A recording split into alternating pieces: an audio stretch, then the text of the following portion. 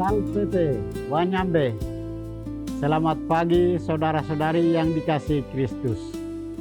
Mari kita mengawali hari baru dengan mendengarkan firman Tuhan yang diambil dari Injil Matius pasal 23 ayat 1 sampai dengan 12. Tuhan bersamamu. Inilah Injil suci menurut Matius. Sekali peristiwa, berkatalah Yesus kepada orang banyak dan kepada murid-muridnya. Ahli-ahli Taurat dan orang-orang Farisi telah menduduki kursi Musa. Sebab itu, lakukanlah dan peliharalah segala sesuatu yang mereka ajarkan kepadamu. Tetapi jangan turuti perbuatan-perbuatan mereka, karena mereka mengajarkannya, tetapi tidak melakukannya. Mereka mengikat beban-beban berat, lalu meletakkannya di atas bahu orang, tetapi mereka sendiri sedikit pun tidak mau menyentuhnya. Semua perbuatan yang mereka lakukan hanya dimaksudkan untuk dilihat orang. Mereka memakai tali sembayang yang lebar dan jumbai yang panjang. Mereka suka duduk di tempat terhormat dalam perjamuan dan di tempat terdepan di rumah ibadat. Mereka suka diberi hormat di pasar dan suka panggil orang rabi. Tetapi kamu, janganlah kamu disebut rabi, sebab hanya satu gurumu dan kamu semua adalah saudara. Janganlah menyebut siapapun Bapakmu di bumi ini, karena hanya satu Bapamu, yaitu Dia yang di surga. Janganlah kamu disebut pemimpin, karena hanya satu pemimpinmu, yaitu Mesias. Siapa saja yang terbesar di antara kamu, hendaklah ia menjadi pelayanmu. Siapa saja yang meninggikan diri, ia akan direndahkan.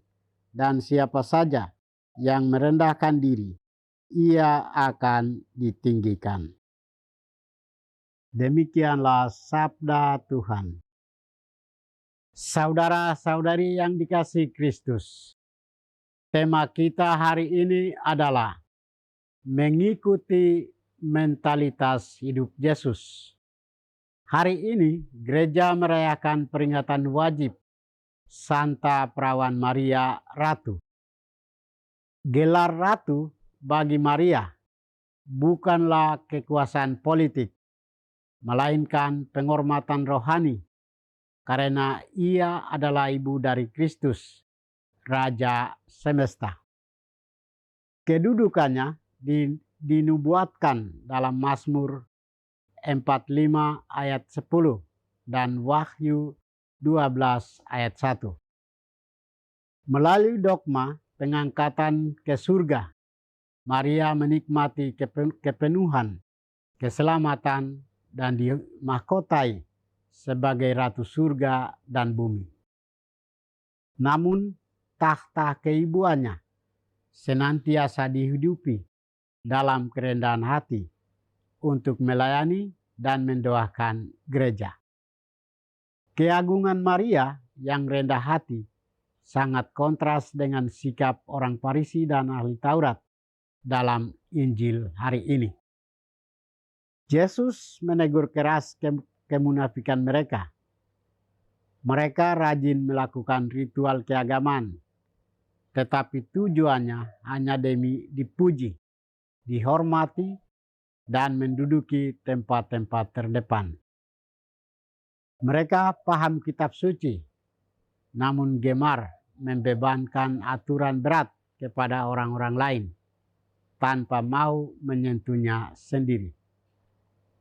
Agamanya memancarkan kesombongan, bukan sukacita.